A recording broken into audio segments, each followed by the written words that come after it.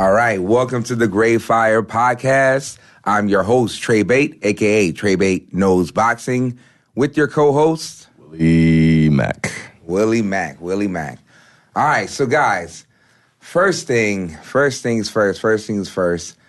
Very, very weird situation. I don't want to say weird, not necessarily a weird situation, but a very different situation has been occurring with me. What's going on? For a couple of years. The question is, let me just ask everybody, as far as being great, right, does it come with a cost? That's a good question. Good question. What do you think about that? Man, it takes, in order for you to be great, I mean, you can't just do it. It's not easy to be great. It really is not easy to stay on top. Sometimes you may have to cut corners. Sometimes you may have to do some things that you're not used to doing in order for you to be great. But that's for sure. It's not an easy route being great. But what made you think about that? I mean, I could just say just throughout my life or coaching career.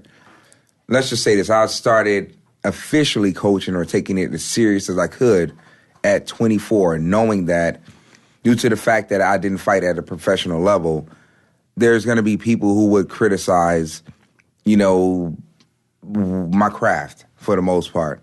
And there has been, and I've dealt with that in many different ways, physical and otherwise. But all in all, I've noticed that throughout my whole boxing career, throughout my training career, I've been doing this for, like I said, just about 8 years in total.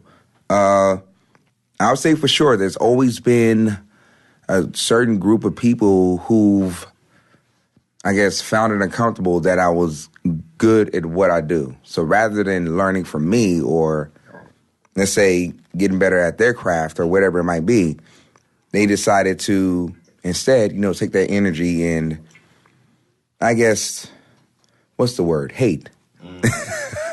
Quite a hater. Yeah, so it's crazy. You know how that goes.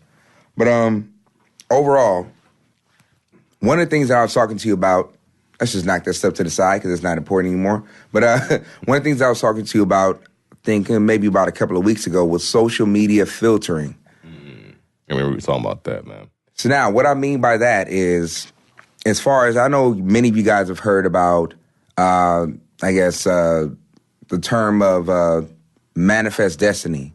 So as far as that goes, I've decided, I've been doing this for just about 5 months. Let's say Instagram, that's the main social media, website, if you want to call it that I do, deal with, or I do play around with, or that I'm constantly on. I've noticed that just throughout the timeline, I see all types of stuff like, let's say, females twerking, ass everywhere, titties everywhere, all that stuff. And even just negativity, stuff from World Star, Shade Room, and all the other stuff. One thing I decided to do, because I was really, really serious about getting where I needed to go or where I want to go, literally I just started filtering. So what that means is, as you go down your timeline, anything that does not pertain to your craft or to where you're trying to go, you don't have to block. I mean, if you decide to block that page or that person, that's one thing. But it's probably best for you to unfollow. Therefore, all that you have down your timeline, let's say for me, for example, all I have is stuff that's related to boxing, maybe some boxing news, actually a couple of boxers, some inspirational stuff. There's nothing but positive stuff. Therefore, let's say if I happen to wake up, because we all make that mistake of waking up and sometimes looking at our phone, the first thing that we do look at is Instagram. If in fact I do make that mistake, or if in fact I actually do that, what happens is, what I'm doing is I'm giving myself nothing but positive. I guess I'm reminding myself of my journey. I'm reminding myself where I'm trying to go. Therefore, there is no distractions. And it's been very, very, very effective for me. It's been life-changing for a fact. And it's something, as far as Facebook, I'm not really on Facebook. Instagram, I'm on there more than any other thing because, I have pretty much three different pages that I'm working out of. Always on there constantly, different messages that I might receive here and there about training or whatever the case might be. Ask a question about, something related to boxing, maybe as far as punches, as far as how to throw a punch, how to defend, or let's say pull counter. Probably like the biggest question I've been getting lately. But yeah, overall, I mean, what is your opinion about that? Have you been?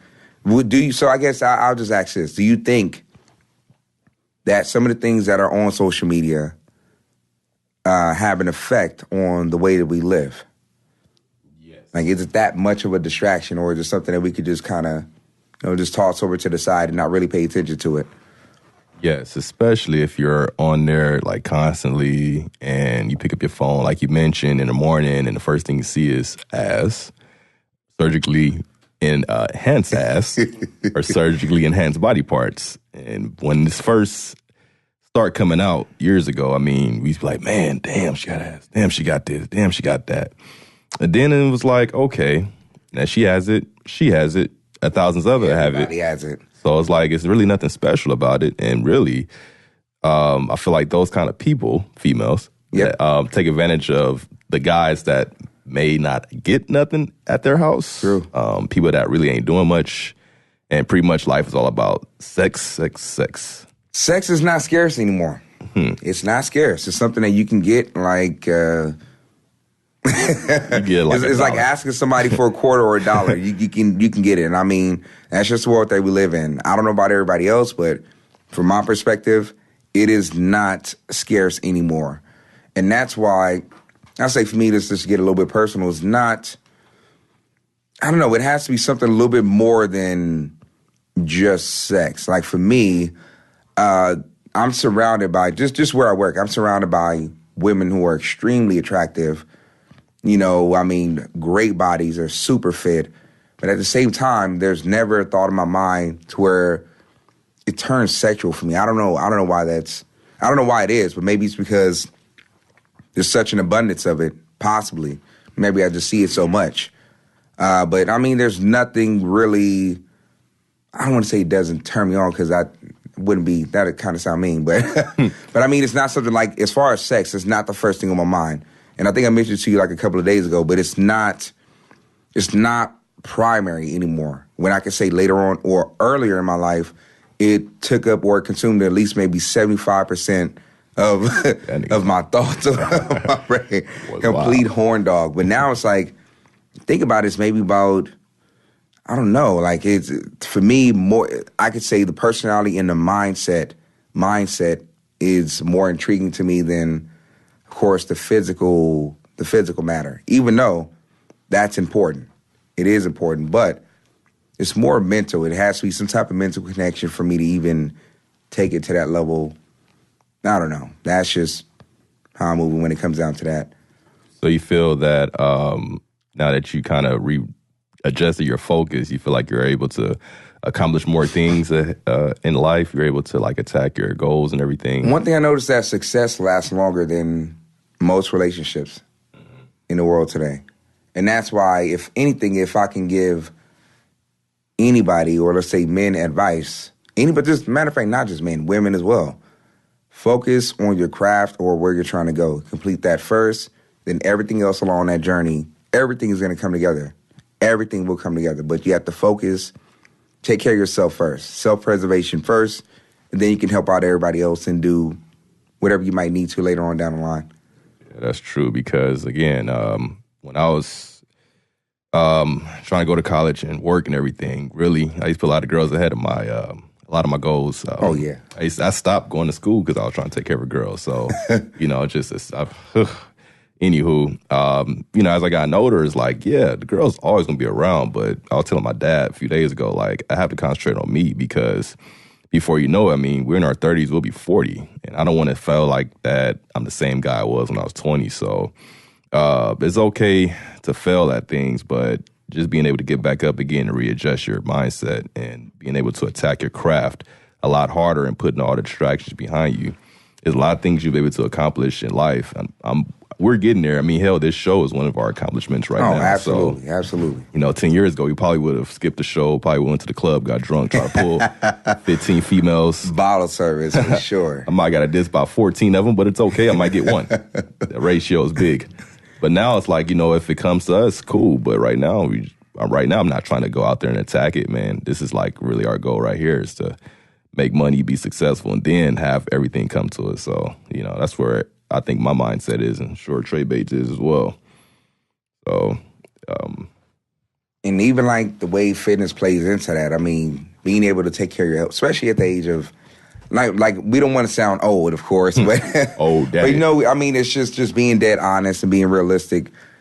When men or women hit the age of 30, things change. There is a shift. And speaking of a shift, I mean, it seems like overall in the world, there's a complete shift. There's a complete shift within human relations. What was before is not anymore. And it's quite clear that it's not that anymore. There seems to be some type of advantage that men have now, and a huge advantage as far as just longevity overall. Let's just say that. Yeah. There's a huge advantage with longevity. And what could be to blame? I mean, there's a lot of different things. There's a guy, damn, I wish I could remember his name. I was listening to a guy yesterday. It was it was actually Patrice O'Neal. Rest in peace. Love that dude. Very, very smart dude. There we go. Very, very smart dude. But he was talking about, I mean, he talked about a ton of things. But one of the things that he definitely touched on was, I mean, like we mentioned last time, hypergamy, just the advantages and disadvantages overall. And, men being kind of, treated as tools to some extent. Even if we're called tools in a negative way, but we're used as tools or used as survival methods, which is kind of, I don't know. Tough. It's more than tough, but but I mean, as far as a shift is concerned, it seems like, I mean, I hope women can wake up to this, because it seems like women have been bamboozled as well.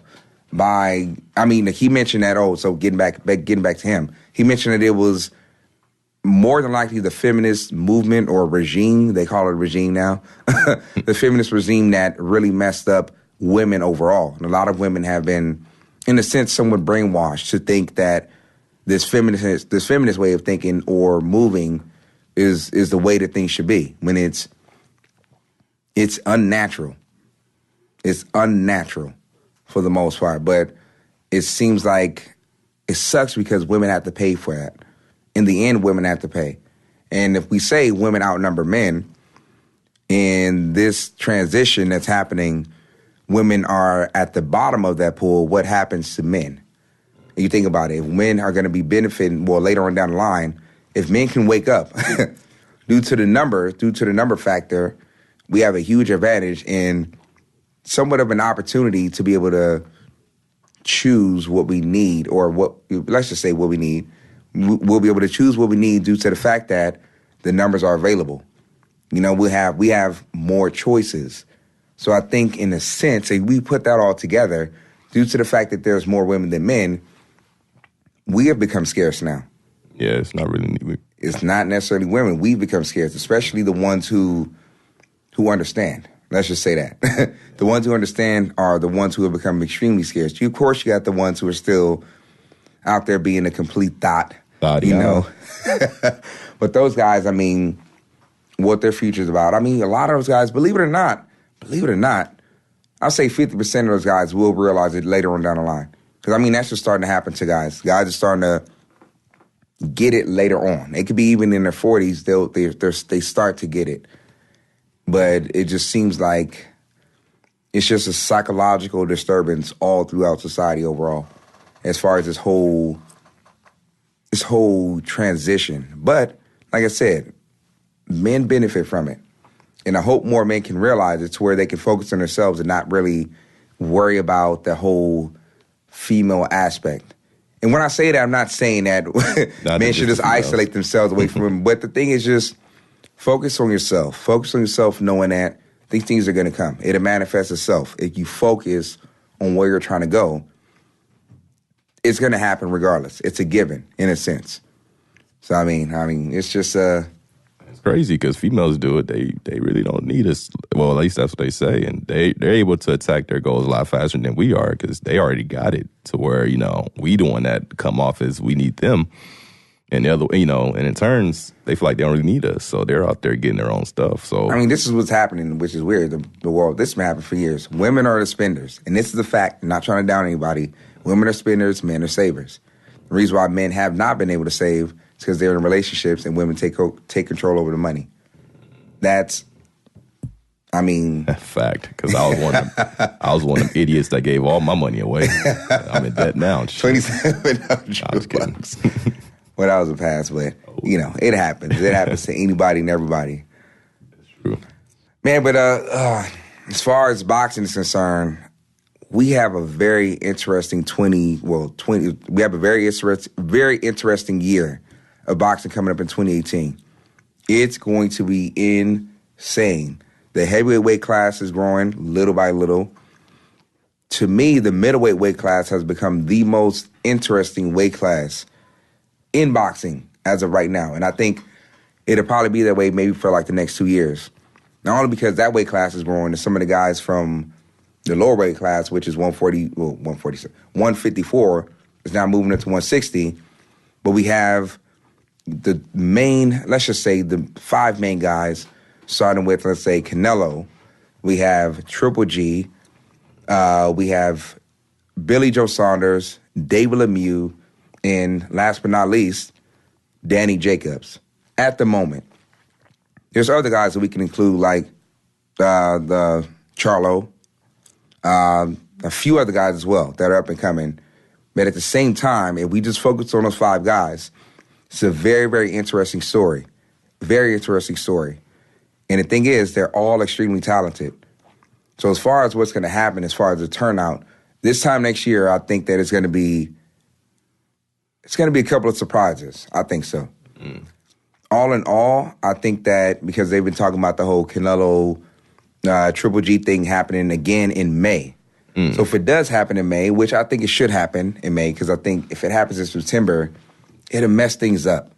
It's just one of those things. That's like if Danny Jacobs was to fight Triple G now, I don't think it'll be the same thing as if he would have fought him, let's say, 6 months after they fought, which was, I want to say earlier this year, if not last year. Can't remember quite. But if it happens in May, it'll be a lot more interesting. If it happens in September, it can kind of mess things up for both fighters. So, just that energy, just the energy overall, it needs to happen in May. If, in fact, it does, it needs to happen in May. Then we have, of course, Deontay Wilder, Wild Puncher. But, he's doing the job. It is what it is. The big fight that everybody wants to see is him and Anthony Joshua. Yes, sir. Which, from what I've been hearing, this will actually make history. This will be the first time that 2 Nigerian fighters will be fighting for something that big. Believe it or not, Deontay's grandfather, apparently, or allegedly, is Nigerian. Of course, Anthony Joshua, we already know the family on his side, or his family, is Nigerian. So we have Nigerian American versus the Nigerian Brit. Now, just imagine the magnitude of that fight. Wow. If it happens, it'll happen around this time next year. If not, it'll be the year after, around the summertime, in my opinion. But there's some great stuff happening. Some good stuff. Boxing is looking damn good. It looked this good in 2015. 2016 was a little bit off and on.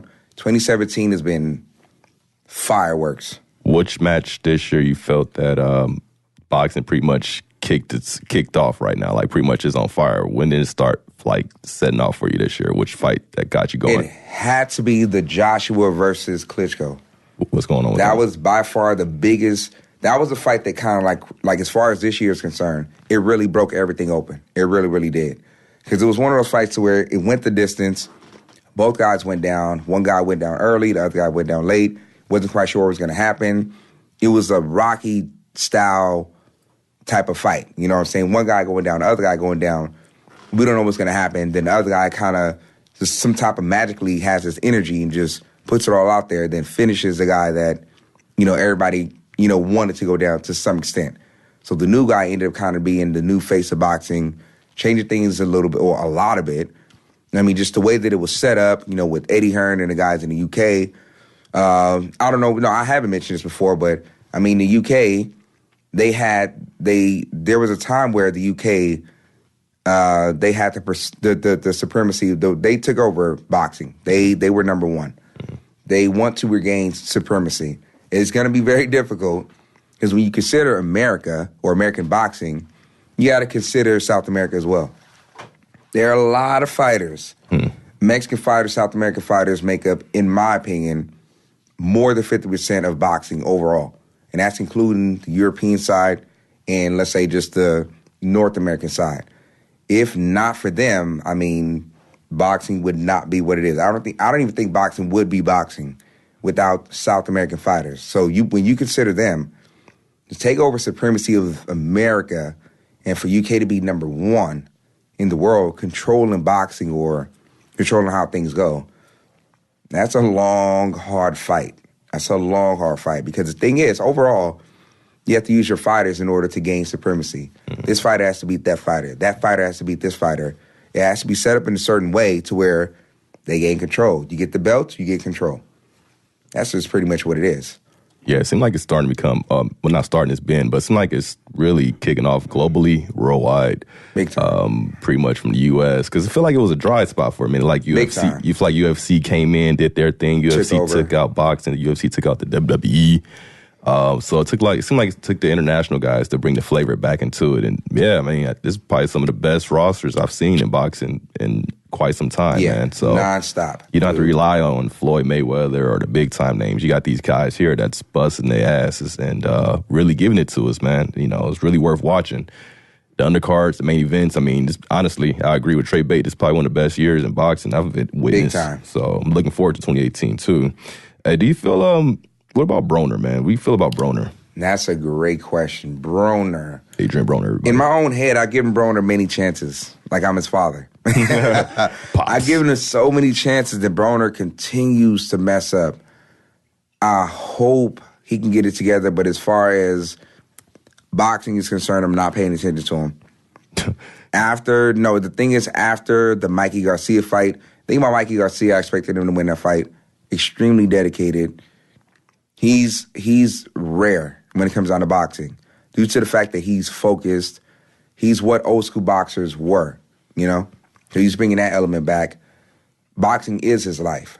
Whereas, guys like Broner and a few others. Matter of fact, let me say this guy's name, Gervontaa Davis. I think more than likely he's a worse version of Broner. Ooh. That's just my opinion. Because let me talk about him for a second. When you lose a title due to you not making weight, in your statement after you not making weight, we're talking about maybe hours. Let's just say an hour after not making weight, you say that you knew that you weren't going to make weight. You're not serious about the sport. So you lost your title, which could have gotten you huge opportunities down the line because you didn't make weight. You had more than enough time to make weight. Doesn't make sense to me. But back to Broner, I want to believe in him, but I know that I can't. Yeah. I know that I can't. It's one of those situations, it's like a bad relationship. You just got to let it go. He continues to repeat the same thing over and over and over, always getting in trouble. You're always in Vegas. Stay out of Vegas. Whatever stays in Vegas. Stay the hell out of Vegas. Yeah. Stay the hell out of Vegas. If every time you go there something happens, stay away from there. But, I mean, he's doing a lot of bad things. I mean, I think he has to beat these lawsuits and he has to beat the courts before he can get in the ring and beat another fighter. And who is he to fight now? Yeah, maybe Matisse. But if that, I mean, there's no big fights for him. And even opportunities, I don't know. They're slim to none right now. He put himself in a very, very critical position when it comes down to boxing. Thing is, in other sports, you can lose, or let's just say, the heavyweight division, you can lose 3 times and still be a big name and still be able to do well. Because the heavyweight division is separate. Believe it or not, it's still boxing, but they're held to a different standard.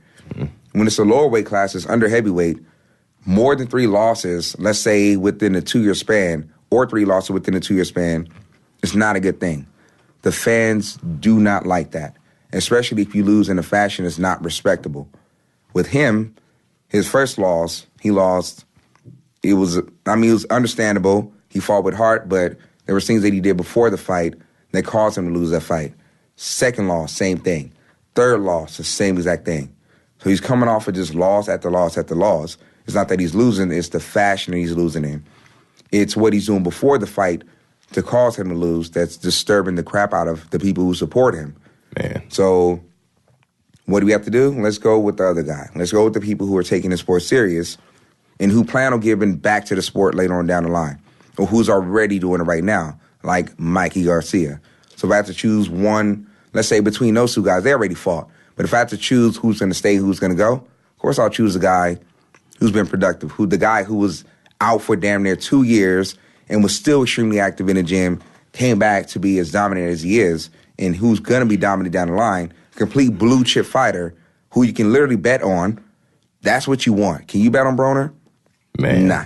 Yeah, I wouldn't do it. Yeah, so much promise. And yeah. I mean, do you feel like he can bounce back from this shindig that he's going through right now? No.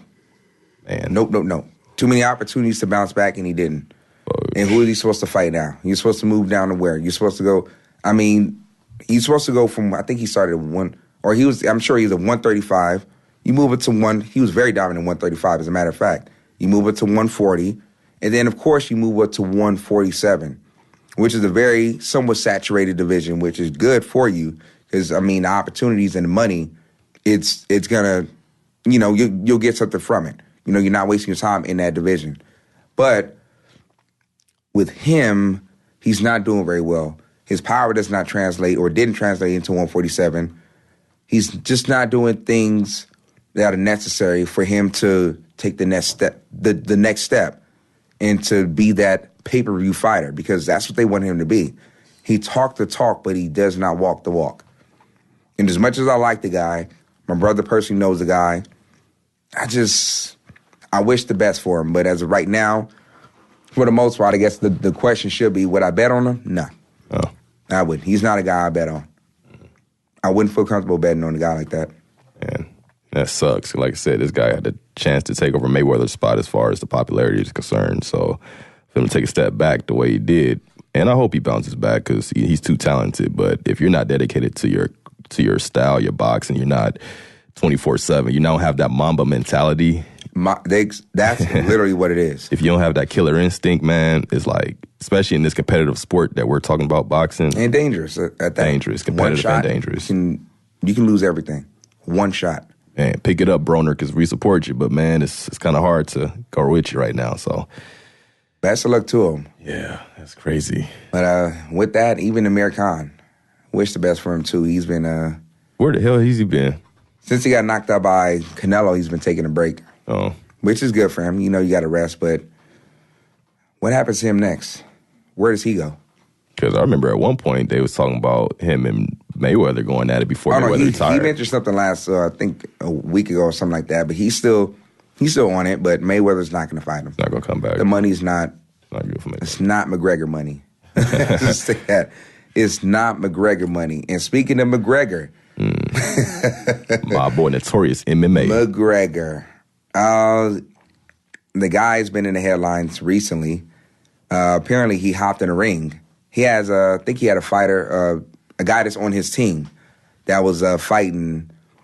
I guess he won the fight. He hopped into the ring to celebrate with the guy.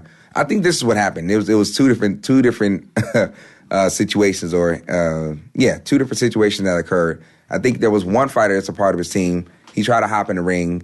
They refused to let him hop in the ring, like over the gate or over the cage. So the referee was there, or the official. He slaps the official. Oh, shit. I mean, the full-on slap. And then the guy jumps back, and, he's like, okay, that's Conor McGregor. Can't do nothing much about that. Then the second clip that I saw was McGregor. He actually got into the ring. He runs up to, his buddy. I mean, it was quite confusing. Even with me watching it, I would have known what was going on. If I was an official, I would have grabbed him as well. But, I mean, he hops on his buddy. His buddy pretty much takes him down with like a somewhat of a medium to light slam on the ground. His teammate is actually on top of him in a mount. But, so the referees, separate them. So he goes and he tries to attack the referee for separating them. Wow. So it was just a very confusing thing. But, I mean, it was a Bellator event. So a UFC guy, or I guess a UFC guy at a Bellator event which, I mean, for the most part, they do cross over to that side as well. In there. But for him to be at that event and to act out the way he did, I mean, it puts him in the headlines. It's something to talk about. Hey, definitely something to talk about. And it puts him in a place to where it's like, okay, now what is McGregor going to do next?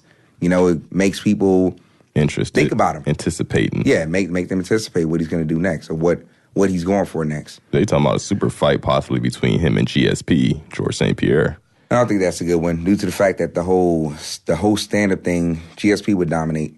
Yeah. He would dominate him in every area because GSP is, for you to come back from a 4-year, you remember what I always tell you about the UFC or about MMA. When you take a layoff, I guess the percentages are high that you will lose. He came back from a 4-year loss against a current and consistent champion. This guy has been active. And I mean, he did an amazing job. Amazing job. That jab was, bar none, the best jab in MMA. The best. He knows how to land that. It's very, very, very effective. His takedowns, everything about him is strong. Everything about him is strong. Now a lot of people come back 4 years and dominated the way he did, man. Crazy. So, I mean, I think the only way that McGregor could win, it won't be by takedown. It won't be by submission. Oh, no. It'll be stand-up. Mm-hmm. And GSP is not going for that. He'll take him down in the first round and make it very, very disturbing. I mean, he would disturb him extreme. He'll make it a nasty, nasty fight. If he could do that to Bisping, then sorry to say, even though Bisping, his stand-up wasn't that, it was pretty bad. It was horrible. Matter of fact, it was horrible. But GSP, what's next for him? I don't know. Who's out there? The UFC is going to have to figure it out. I really don't know because he's fighting at one. No, he fought at middleweight, so he's a middleweight champion. That's 185. So you wouldn't be able to fight Woodley unless Woodley moves up. Woodley. But then that'll make Woodley a double champion. Nah, they're not going to do that. No, too much. Matter of fact, let's just see. Because I'm sure towards the end of the year, they're going to figure it out. The UFC, the way that they set things up, is going to be that one fight that spices everything up for the whole year towards the beginning of the year. Every year they just do it that way. They have a great way of planning things out. But I'll definitely say shout out to all the promoters this year. Shout out to all the promoters. Shout out to Top Rank, Golden Boy, Mayweather Promotions, management teams, the one I can remember off the top of my head, Affliction Management. You guys have done an amazing job. Everybody. Oh, Matchroom Boxing, Eddie Hearn's team, AJ's team, Tyson Fury, all these fighters. There are all these fighters that are contributing either online or just actually fighting or just on camera. You guys have made this year extremely entertaining. I think boxing, this is probably the closest the boxing has ever been as being the number one sport in the world, especially with football going through what it's going through right now.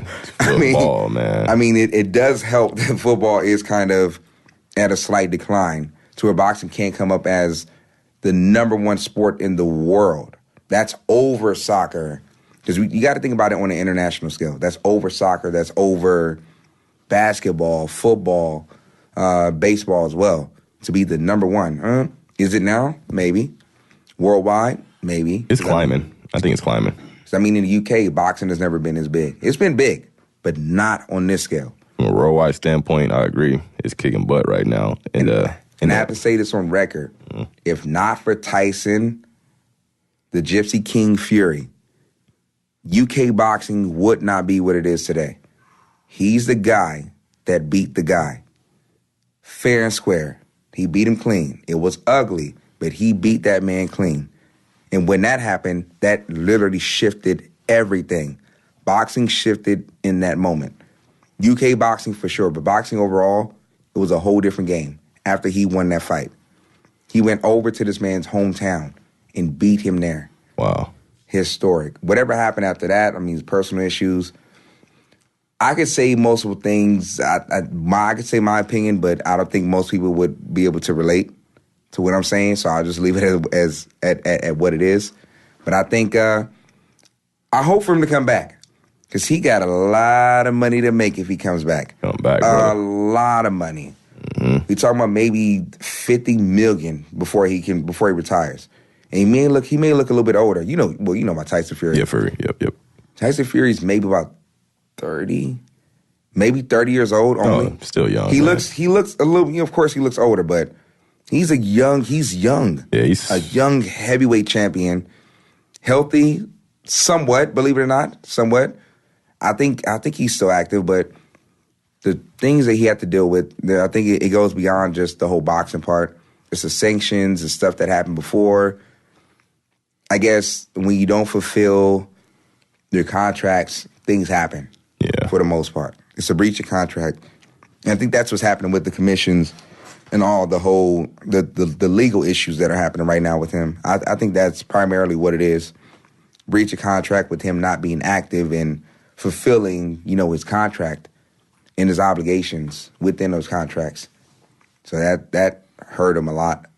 But they robbed him initially. They robbed him of the belts, of 2 of his belts, which wasn't right at all. I mean, when you request a rematch, or when that fighter requests a rematch, so what happened with that was Klitschko wanted an immediate rematch. Right. Tyson Fury agreed to that. But Tyson Fury had a mandatory on the side. So either, there's multiple things that you can do, but one of the options is paying off that mandatory, literally giving the money to sit aside. They didn't even give him the option. They just took the belts away from him because he decided to take the rematch instead, which is not right. I mean, for the whole world to see it as it happened, there's record of that as well. That's not fair when with other fighters, they've been given opportunities to, to do that, to pay off other fighters to sit down for a second so they can go for a rematch and then come back and fight that mandatory again. So they call it sit-aside money. Deontay Wilder was talking about it, talks about it a lot. I mean, you look at any interview with him, he's paid fighters in the past, and he has been willing to pay off. From what he says, he said he was willing to pay off AJ's fighter or a fighter or AJ's mandatory or to beat.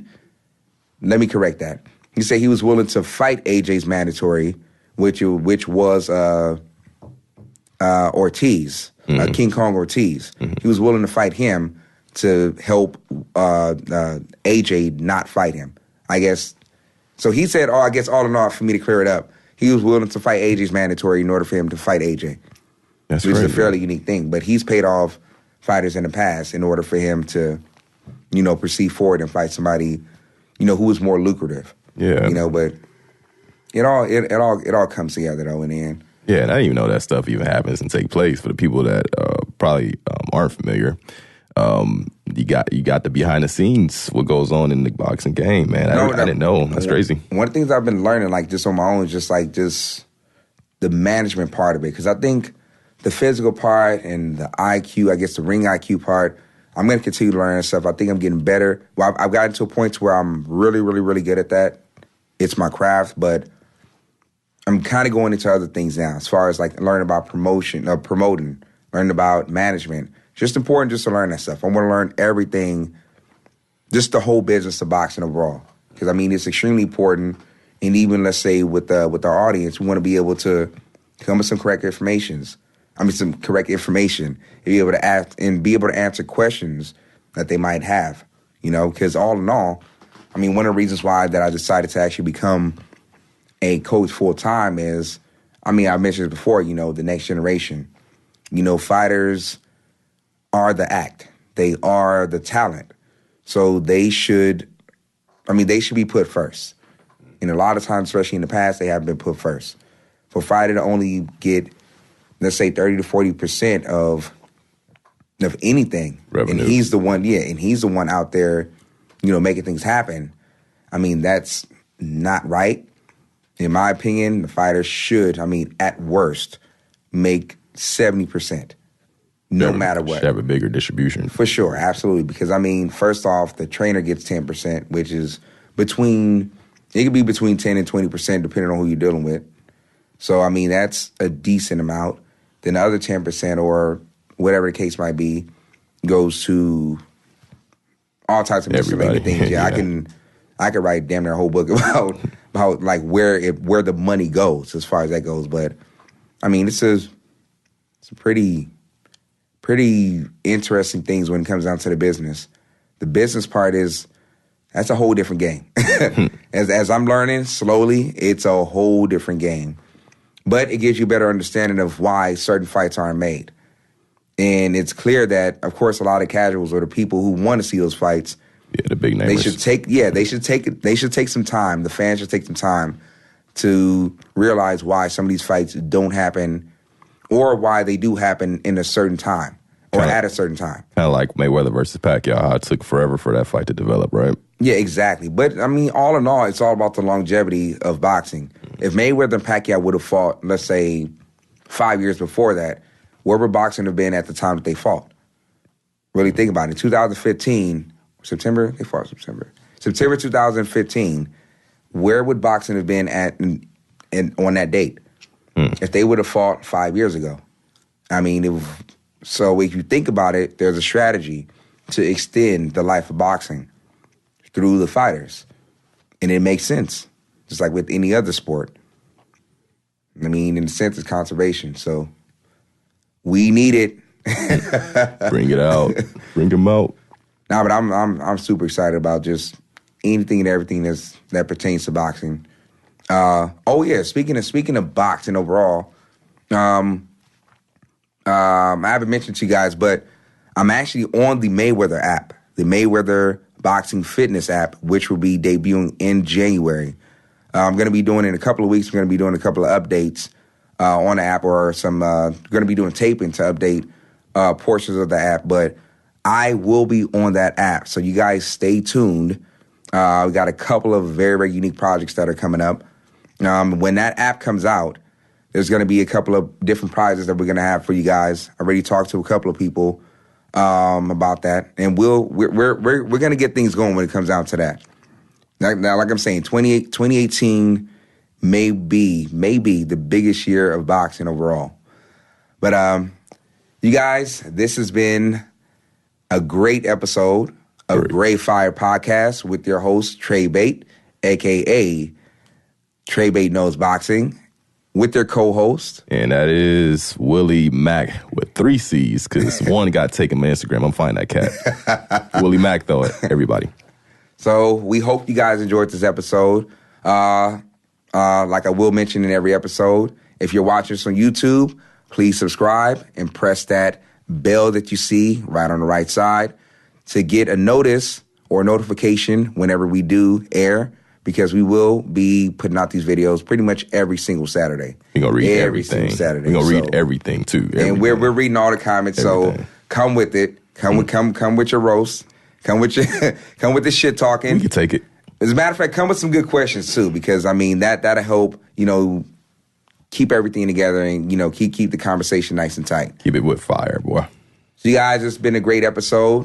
We will see you guys next time. Have a good one, y'all.